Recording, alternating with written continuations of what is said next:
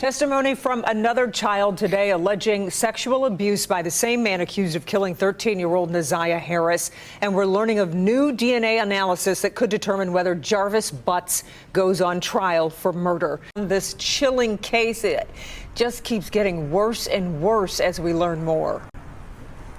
Chilling is a good way of putting it. Stomach turning also. Every witness, every hour here at the court. Here's what's new about this today. This is the first time we're hearing the voice of Jarvis Butts. He is 41 years old. He is accused of the sexual abuse and murder of a 13-year-old girl named Naziah Harris. She was related to one of Butts' many girlfriends, and he called Naziah his niece. The teen was last seen with Butts after school last January 9th. Then Naziah Harris went missing. Police brought Butts in for this interrogation during a search for her, where Butts told police everything he knew about the girl was on his cell phone that police seized during a search warrant. You have to listen very closely to pick up what Butts is saying, but he says he has nothing to hide. Everything is in my phone. Y'all have possession of my phone. Take a look at it, go through it. So I don't know what that's about. I don't know why she said. A co-worker of Butts testified that Butts and Naziah Harris were at their auto repair shop the evening Naziah Harris vanished. But Butts told investigators the last time he saw Naziah was weeks before. Yes, he stated to me that he had last seen her at the end of December or early January sometime at the grandmother's house getting her hair done. Okay. And did he say anything about knowing where Naziah's bus stop was? Yes. Okay. What did he say about that? He said that her bus stop was at a 3-mile drive in Cornwall. Back here live outside 36th District Court. Keep in mind, everyone, this is not a trial. It's a preliminary examination to see if a judge will move Butts on to face a murder and sexual assault trial. It's going to continue tomorrow. What's happening here is that there's no body to point to. Naziah Harris's remains have never been found, so prosecutors are taking their time to link every dot they can to this defendant. Right now, Jarvis Butts is awaiting trial for the murder and sexual abuse of Naziah Harris. After listening to days of testimony last month, a judge called Butts a monster and said that opportunities to protect the 13-year-old girl were missed. 7 investigators are revealing years of warnings that preceded Butts' alleged crimes. Warnings that family members say were made to Children's Protective Services that could have saved Naziah's life. You look at that face, and you do not see the horrors that she had gone through in her short life. The exploitation, the molestations, the sexual abuse, and the pregnancy that she was concealing. Years before Jarvis Butts would be charged by Wayne County's prosecutor, accused of killing and sexually abusing 13-year-old Naziah Harris, Harris's own relatives say they saw the warning signs and told anyone who would listen. So that at that point, I was like, this is too much. I'm calling CPS. I tried not just once, but multiple times for them to take me serious in what I was saying. Kiwana Morton and her cousin Jernell are both relatives of Naziah Harris. In February of 2022, Jernell says she learned of allegations of improper touching involving Butts and other small children. She says she was told about the claims while talking to her niece, Jarvis Butts' girlfriend, and that the alleged victims were Naziah Harris and 2 other children. I was just like, oh my God, I was not crazy.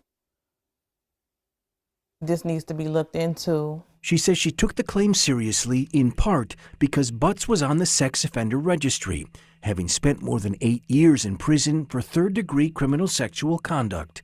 She didn't alert authorities at first because she believed her niece would notify police. But weeks later, Jernell did notify Child Protective Services. Her complaint came in on April 13, 2022. There was an incident at a birthday party, the complaint reads. One of the children that attended the party accused Jarvis of sexual abuse. Naziah, and name withheld, reported that Jarvis touched both of them inappropriately as well.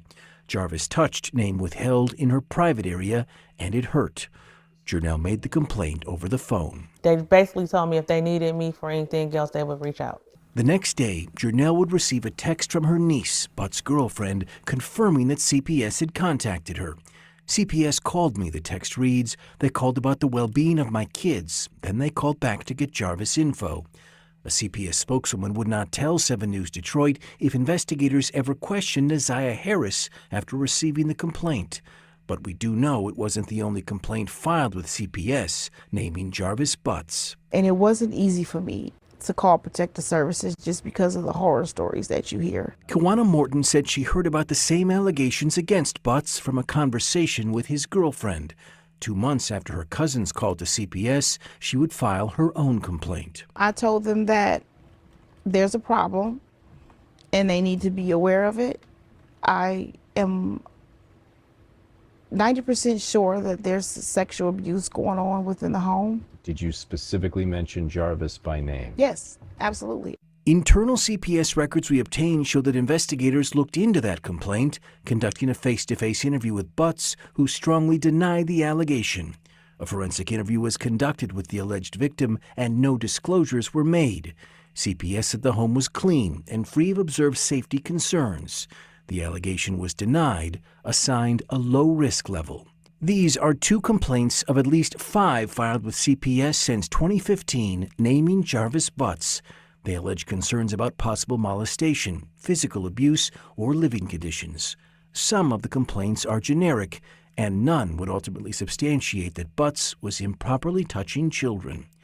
Just over a year after the last complaint on record, Butts would be charged with sexually assaulting and murdering Neziah Harris.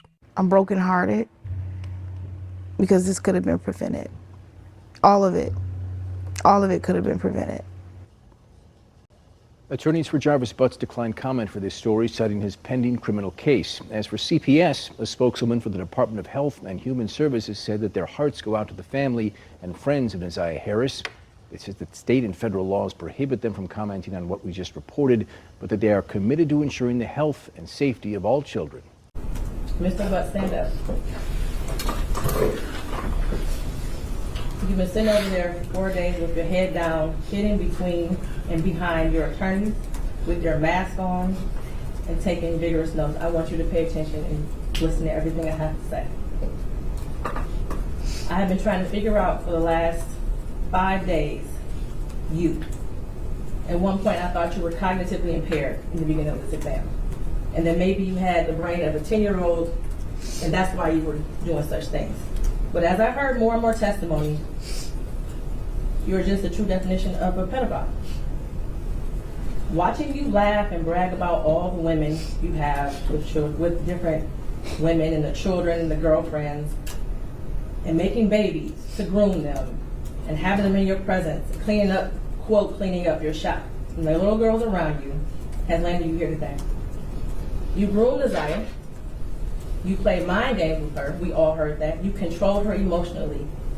She was exposed to so much at such a young age.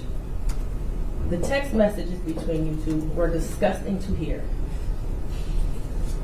And to think that she had you saved in her phone as bae for life. Neziah deserves so much more. And while I mentioned other people that failed her, Jarvis Butts, you are the monster in this whole picture. She did deserve love from her parents and everyone who was in her life. She was ignored, she was neglected, and you took complete advantage of that. She wanted someone to love her, and she will never know what that feels like. Your children deserve more.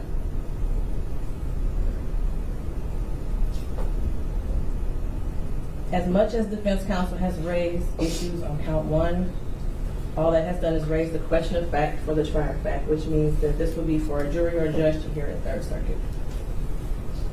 I pray for the healing of all the victims and the young girls and possibly boys who have come into contact with you. As a community, we should look at this case as a prime example of how much work we have to do when it comes to protecting our children and especially our Black girls. I pray for closure and healing for all those who have been traumatized by you. And for you, Jarvis Butts, I wish you a speedy trial and that justice be delivered. Your bind over date is January 16th at 9 o'clock a.m. Yeah, this dude is a special kind of deviant. Even though the auntie knew about this guy's history of being around children and messing with children. She let him around her niece anyway. Some women will do anything to be with a fair-looking man. And I'm not calling this man a fair-looking man or nothing. I'm just telling you, certain women would do anything and risk anybody just to be with this type of person you see on the screen in that interrogation room. And I also know if the right person was told, we wouldn't even be going through this madness. He wouldn't even have the opportunity to do predatory things to that precious baby. I can bet you that this coward is in protective custody, being protected, and that's fucking sickening. But yeah, if he was in general population, they would have been knew who this little girl was, because I know there'd be some stand-up guys in there that would have made him tell where that girl at. They would have made sure he told. Yeah, man, people got a funny way of getting information out of chumps like this in a jail cell, you know. But like I said, he's put up, he's protected, and, you know, the only time a person get to see him is when he's going to court, and even then, they got him isolated from everybody else. But I'm hopeful that we will find this baby girl and lay her to rest, because at this point, we know that she's unalived. So it's no use of sitting here pretending and playing. This dude did the unthinkable to that baby. And I, for one, pray nothing but bad things happen to this guy. I don't believe in forgiveness for derelicts like this. Now, you guys can think what you want, but me, I don't have no forgiveness in me for predators like Jarvis Butts and any other man or woman like him. Until next time. Thank you for watching Prime Crime Network, your source for urban and suburban and around the world news. Hit the subscribe, like, and the notification bell